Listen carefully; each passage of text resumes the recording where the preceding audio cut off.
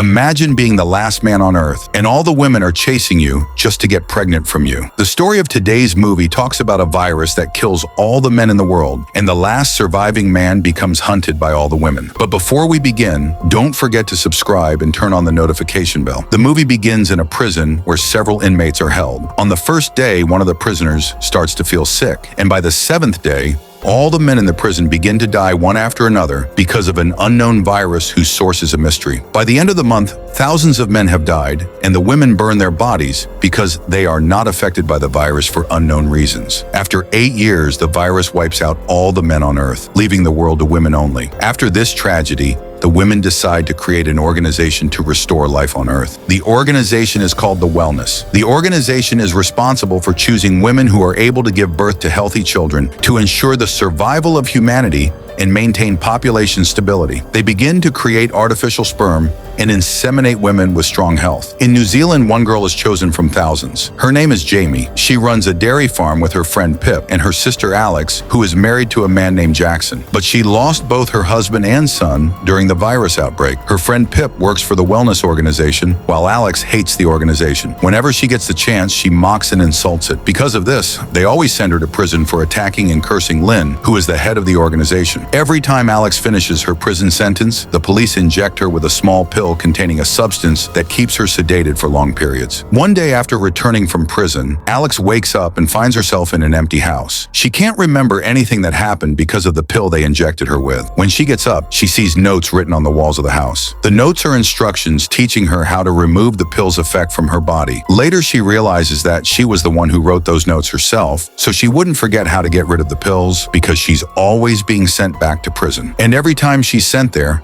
they inject her again. Later, she follows the instructions she had written and removes the pill from her body, leaving the whole house covered in blood. After that, she goes to meet her mother and discovers that her mother too was injected as a punishment for Alex because she always defies the organization. Alex becomes furious, storms out of the house, and when Jamie and Pip return home, they find Alex missing and the house full of blood. They start to panic. They get into the car and drive as fast as they can, hoping to find Alex. While driving, they accidentally hit someone who suddenly appeared in front of the car. They think they run over Alex, but to their surprise, Alex appears from the other side, confirming that they actually hit someone else. When they approach the person, they are shocked to see that he's a man, something they believed no longer existed because all men had died from the virus. The girls are terrified and saddened, thinking they just killed humanity's last hope for reproduction. But soon they realize the man is still alive, though badly injured. They take him to the barn. Inside, Pip begins to panic and tells them they should hand him over to the organization, or else they'll get into serious trouble. But Alex refuses, saying they have to treat him. Eventually, Alex convinces Pip, and they begin treating the man. After much time and effort,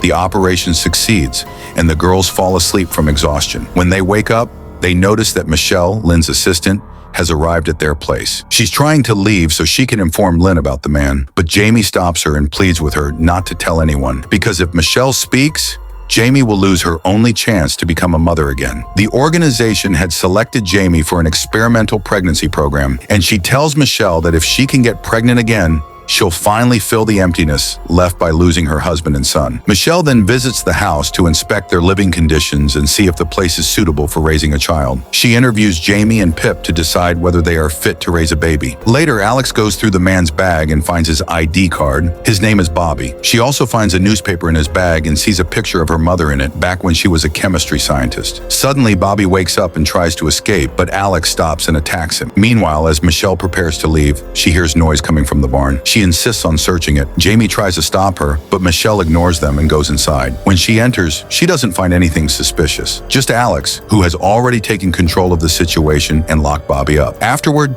the organization informs Jamie that she is no longer suitable to carry the child who could save their future. Jamie breaks down and calls Pip, who tries to comfort her and tells her, "We don't need the organization to get pregnant anymore. Now we have a man." Later, Pip visits to find out why the organization rejected Jamie, hoping they could reconsider. She talks to Michelle and asks the reason, but Michelle gets angry and says, "Don't interfere in the organization's decisions." Then Alex begins interrogating Bobby about the photo of her mother she saw in the newspaper. When he refuses to answer, she threatens him with the pill that makes people lose consciousness and lose control of their bodies. But then Alex remembers her own suffering with that same pill and how much her mother suffered because of it. In anger, she smashes the pill. Finally, we learn that the organization had placed a permanent pill inside Alex's mother because she once said she had seen men who survived the virus. Then Bobby confirms to her that there really are men who survive, but they are being hunted and captured. Later, Jamie visits a gynecologist who works for the organization to find out if her rejection was due to health reasons. But the doctor tells her she didn't make it to the second stage, and after all the failed attempts,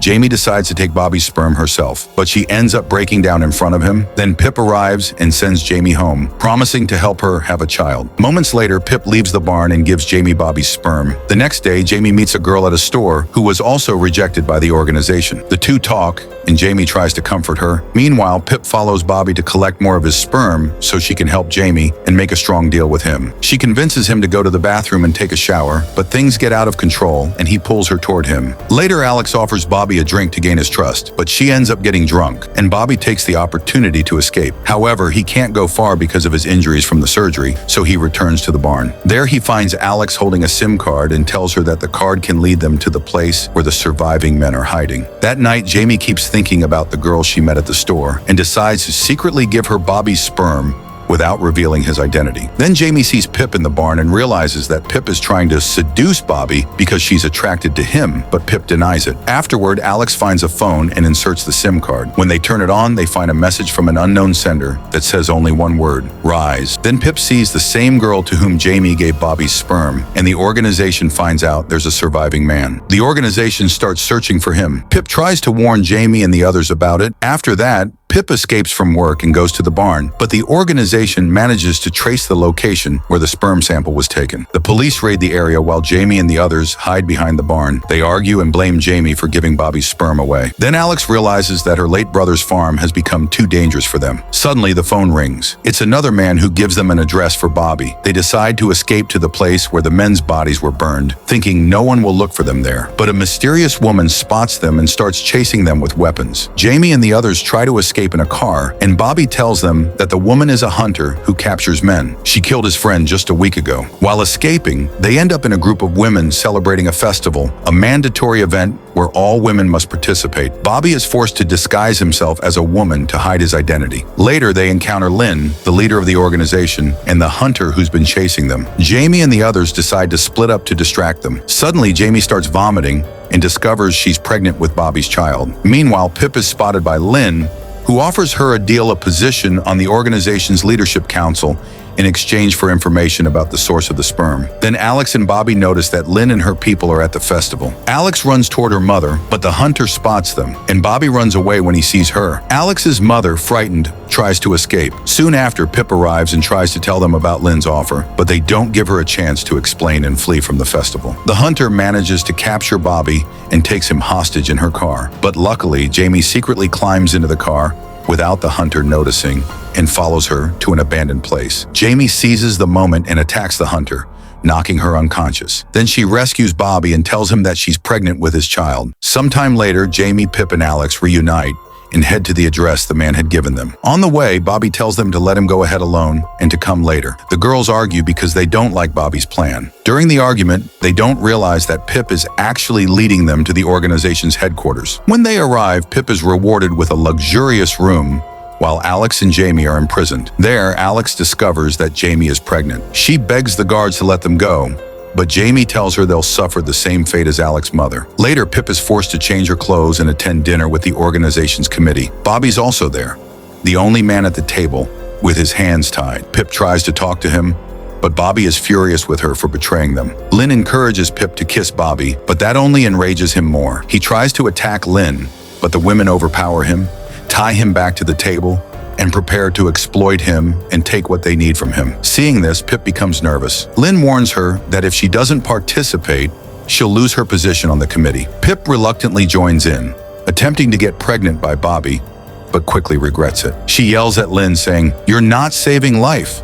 You're destroying it and ruining the future." Her words affect the women around her, and Lynn orders the guards to take Pip to the operation room. When Pip arrives there, she's shocked to see Jamie and Alex already restrained, prepared to be injected with a permanent pill that will make them lose consciousness and memory forever, just like Alex's mother. As the nurses begin the procedure, A policewoman suddenly bursts in and warns them, and then Bobby wakes up. Then Jamie and Alex arrive, and the police officer asks them to inject her with the pill so she doesn't get suspicious. After reaching a safe place, Alex yells at Pip for betraying them just to get a seat on the committee. Pip breaks down, cries, and apologizes to them. Then they fix themselves up to face Lynn. They block Lynn's car while she's taking Poppy to the government for experimentation. They attack her, knock her unconscious, and free Poppy. But Poppy refuses to go with them because, despite the virus spreading, he was happy and free before meeting them. They ruined his life. Then Lynn wakes up and threatens Poppy, and Alex steps in front of her, challenging her to shoot. Pip also steps up and does the same. In the end, they manage to drug Lynn and make her lose consciousness. After that, they realize Poppy has left and escaped. They see an organization vehicle approaching,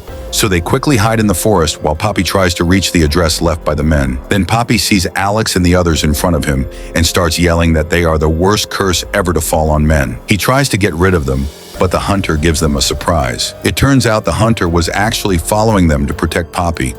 Suddenly, all the lights go out and a toxic gas is released. The hunter quickly opens a small door for them to escape through. Before escaping, Alex realizes the hunter suffered the same pain her mother did. She notices the hunter has the same tattoo as her mother. As the gas spreads, the group tries to escape, but the space starts getting smaller, and Poppy's size becomes too big to fit through. They get stuck. The gas reaches them, and they start hitting the pipes until one finally explodes and collapses on them. They find themselves in a room full of naked men whose sperm is being extracted. Then Lynn and the doctor appear, revealing that the organization has been storing the sperm and keeping it active and strong.